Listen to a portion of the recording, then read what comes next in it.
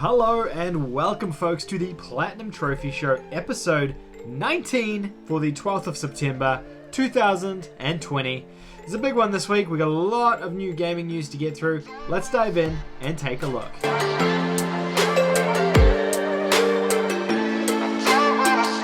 Now, for the uninitiated, the Platinum Trophy Show Remastered is a weekly show where we take a look at all the latest PlayStation and trophy news. We kind of meld it all together in a bit of a discussional, interesting show. It goes for like 20 to 40 minutes depending on how much news we have and how many new trophies have come out and how deep we get into trophy news. Straight off the bat this week we have some pretty exciting stuff. So the first news article is around the PlayStation 5 showcase reveal happening this Wednesday, the 16th of September. This is the one we've all been waiting for, guys. It is the final reveal of everything. I released a separate video up on the channel with my predictions and things for that. So if you guys want to go over there and check those out there, go and click on that video and let me know what you guys think the price and date is going to be for the console. Assuming that's what's going to be revealed here because there's not a heck of a lot more to show. I'm guessing they're going to show us the price, the date, the launch titles, and they'll probably display some of the UI features and things like that as well. And it's about a 40-minute presentation, so they got a fair amount of time there if they're not focusing on just games and they're focusing on, you know, those base price points and I guess like quality of life branding stuff. Super excited for this. I will be covering this on Wednesday when it happens. I'll do a video on the channel for it as well. Still considering whether or not I live stream while it's happening so you guys can watch along with me if you want to. Over on the PlayStation blog, they revealed August's top downloads. Now this is important to keep in mind. It's downloads, not purchases. So it includes like any game that was downloaded. The cool thing about this, or I guess the interesting thing about this for August, was that Fall Guys was actually free, hence why it's ranked so highly, and it became like a phenomenon last month. However, in the US and Canada, Fall Guys wasn't actually the #1 downloaded game. Madden NFL 21 was. I know Madden is super popular over in the US, and that doesn't surprise me entirely, but it does cost money, which means that more people were willing to pay and buy Madden to download it than people were willing to download Fall Guys for free, which is mad, right? I guess Madden is such a mainstream title that kind of makes sense.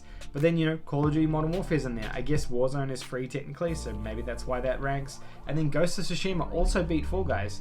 It surprised me because I thought Fall Guys was packed this month, and I remember we looked at data halfway through the month, taking a look at some of the games that how many people were playing concurrently on Fall Guys, and it was some insane number well into the millions, and I thought, wow, that's amazing. And then looking at this data here, that just kind of interested. The other thing that's kind of exciting from this data though as well is Mortal Shell, that ranked at number 12.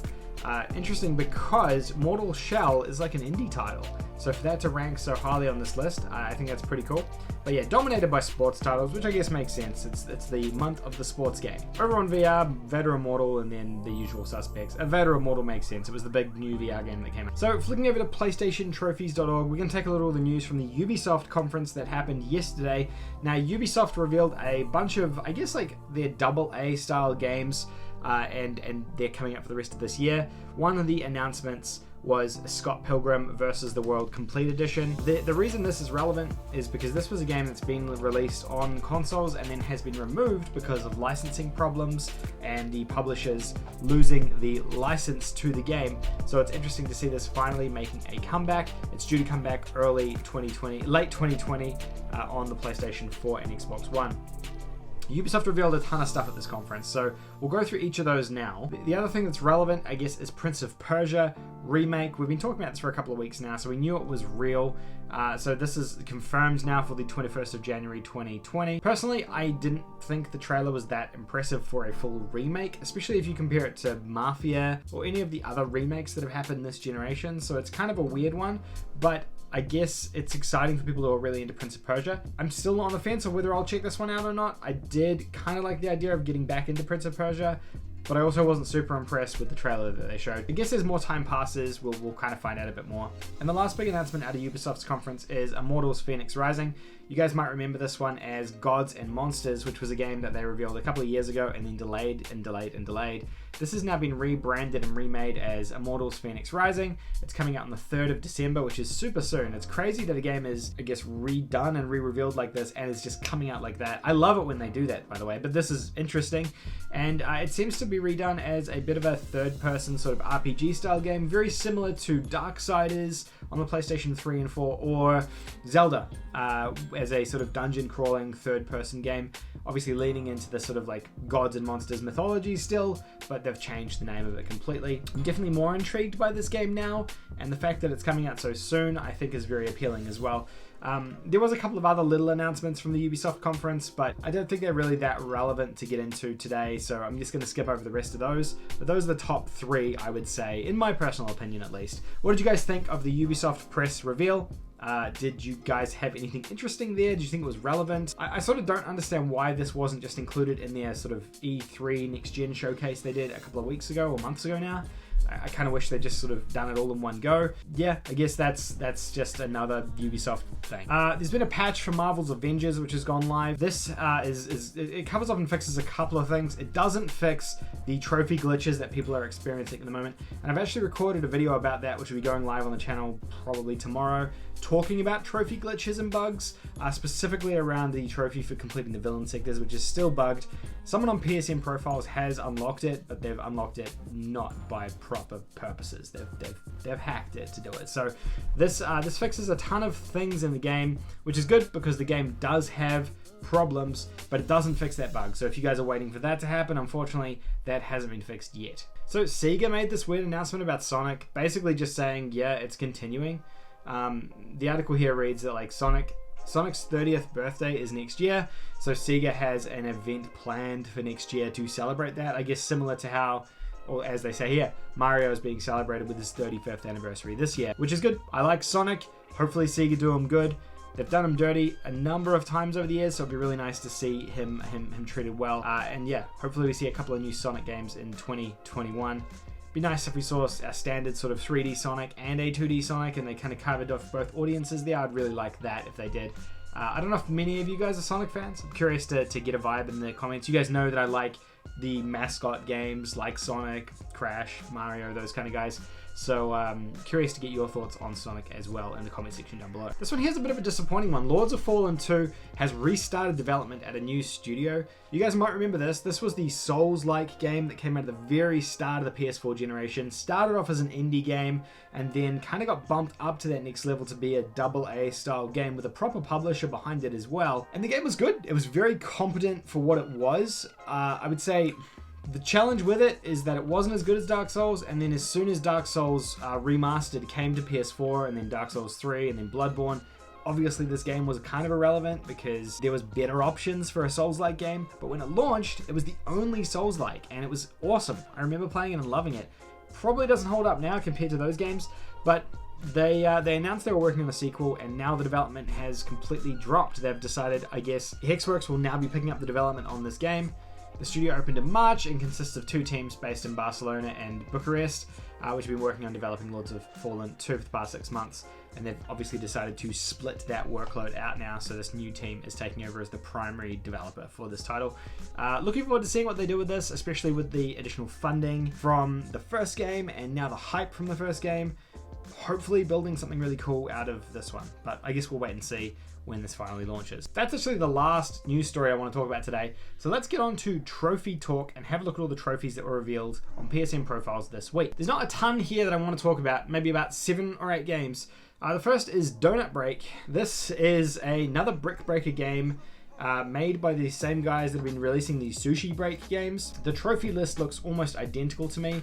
It's like a very heavy bronze list, but the trophies are almost identical. Like I feel like they're almost exactly, like short of a few variations, they appear to be exactly the same. So my guess would be that this game will play exactly the same as Sushi Break did. The weirdest part is that they released another Sushi Break game. It was like Sushi Break Co-op or something that got released last week on the PlayStation Store, which had another easy trophy list, so another gimme trophy list if you're into that. And then obviously another one called Donut Break now. It feels weird because like Brick Breaker games aren't super unique by any stretch, so I'm guessing that these are kind of just copy and paste with reskins perhaps. Maybe they've found that there isn't enough Brick Breaker games on PS4 and they're making a bit of money off them, or maybe they're just a cash grab because it's an easy trophy game, I don't know. But this isn't out yet, but it's gonna be really easy trophies when it does come out. This is a really weird one. So Taikotan is coming out. Now this was Octonaut, which I did a trophy guide and roadmap for. The trophies are identical to Octonaut, the artwork is identical to Octonaut, but the game has changed its name to Taikotan. The part that's interesting about this is that Octonaut is completely gone. It doesn't exist anymore. The game's been removed from the store. It's not available to purchase or play. Like, I guess if you own it, you can play it, but it's not available to purchase anymore. And this has now replaced it. My guess is that they had some issue with the name Octonaut. Perhaps there was an issue with like the actual kids cartoon Octonauts. Maybe they sued them or they threatened legal action against them because the name was too similar and they had to then remove the game. So it looks like East Asia Soft have just removed all the information about Octonaut and re-released the game as this Taikotan, which yeah. I mean, another easy platinum. I guess you can get another 4 easy trophy lists out of this one, which are identical to Octonaut, and Octonaut wasn't a very hard game to begin with. It's kind of a weird situation. I've never seen something like this happen where a game has like disappeared, there's been no information, and then it's reappeared as a completely new game, or the same game with a new title. But yeah, I'm guessing that's what's happened here. If not, there's obviously some other weird licensing problem that's occurred, then that's caused this game to just be removed from the PlayStation Store and then re-released. So the Suicide of Rachel Foster came out as well. This is a narrative-driven, I guess like a suspense-based game. I've been playing this on my Twitch channel over on the stream over there, so if you want to follow me there, twitch.tv/TPTJosh. And it appears to be another easy platinum as well. I'm hoping to have a trophy guide out for this at some point this coming week. Depending on how everything goes with the PlayStation Showcase and stuff, it could be towards the end of the week. So that's looking promising as well. It's a pretty straightforward plat. I believe there's only going to be 2 missable trophies or 3 missable trophies in this one, but you'll be able to see it in the full trophy guide later in the week. The game should take probably about 3 or 4 hours to complete as well. It's not a super long game. So Zero Golf also came out this week. This is another Ratalaika Platinum. It's probably about a 2-hour Platinum, I think. It's a little bit longer than some of their standard Platinum games. But standard Ratalaika trophy list with just gold trophies. It's funny because you've got to complete all the way up to level 31, and that's how far you actually have to play through the game. But then there's a random trophy if you're getting to level 41, but they allow you to just play level 41. You don't have to unlock it. You can just play the last level because trophies, right? So, yep, pretty standard for Ratalaika games. Another easy trophy list here. The last easy trophy list this week is Active Neurons 2. You guys might remember Active Neurons that came out earlier in the year, the puzzle game where you've got to move the blocks around. They change color as you move them around. This is just a sequel to that game. It's just more of the same thing though by the looks of it. Trophy list looks almost identical to the first one as well, except the theming is just slightly different. I think the first one was around colors. This one here, they're objects: windmill, gunpowder, printed books, compass, etc. So each of those will be a set of levels or a stage of levels, and each stage of levels had like a different gimmick to it in the first game. The developers of this game actually sent me a code for it, but I haven't had a chance to check it out yet. It's been too busy, but depending on how things go, I'll check this one out maybe on stream or who knows when, and we'll hopefully have a guide up for it if I get a chance. It's a busy time of year. So that's Active Neurons. Another easy platinum though if you guys are looking for an easy plat. And you know, these games here, because it's a puzzle game, if you use a guide, it's like platinum. You don't even need to play it. You just get given. Tamarind came out yesterday. This is a mascot platformer game, but it's weird. I played this on stream last night, and it's a really strange game. You play as this Tamarind platforming segments where you're kind of running around and jumping and stuff, and it's quite nice and peaceful, even though the story is quite dark. And then the game shifts like really dramatically to this third-person shooting sequence, and the Tamarind's holding a gun and he's shooting bugs and stuff, and it's really weird. It's 2 very different games that are kind of mashed together, and you play these like upright third-person shooting sections and then the jumping platforming sections where you don't have a gun, and it switches between the 2 of them. Sometimes you'll have the gun or sometimes you'll lose the gun, and it feels weird. It's 2 different games mashed together. I've never seen a game like this before where they've done that.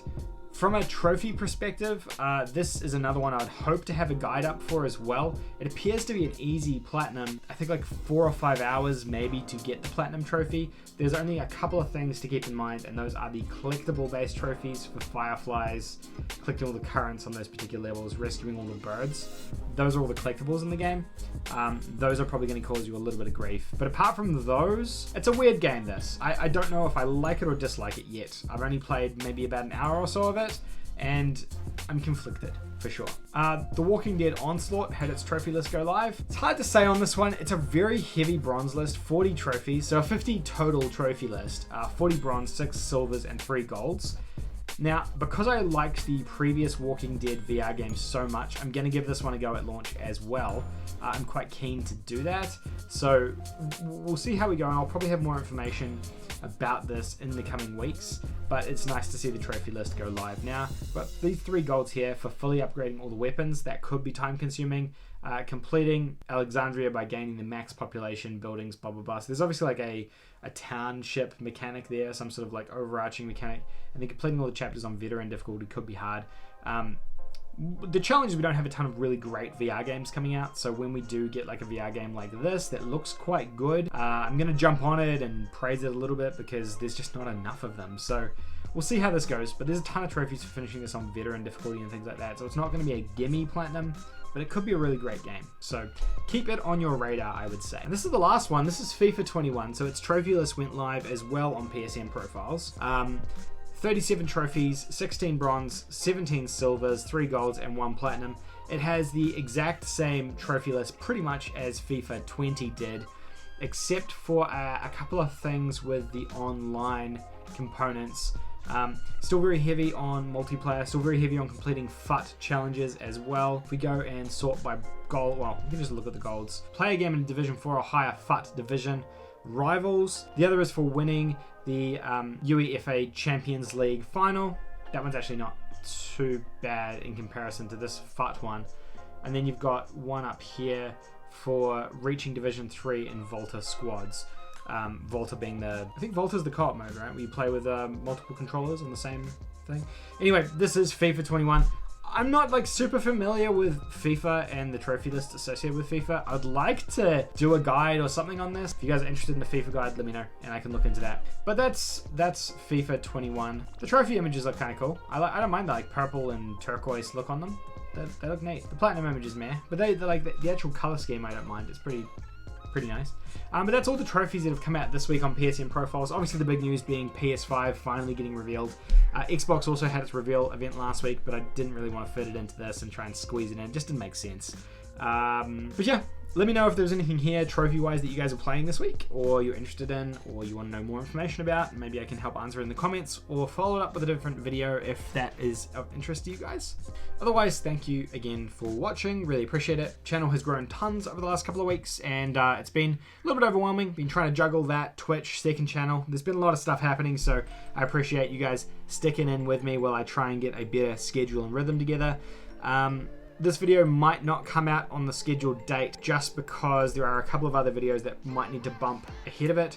Unfortunately, that kind of just happens sometimes with the scheduling in order to get a couple of other videos out in time for them a bit more timely, if that makes sense. So this may come out like a day or two late. I guess you'll know by the time you're watching this. It's kind of a redundant thing to say. Anyway, thank you guys for watching. I really appreciate it. If you did enjoy, give a thumbs up. Let me know what you're up to this week, and I will see you guys all in the next video.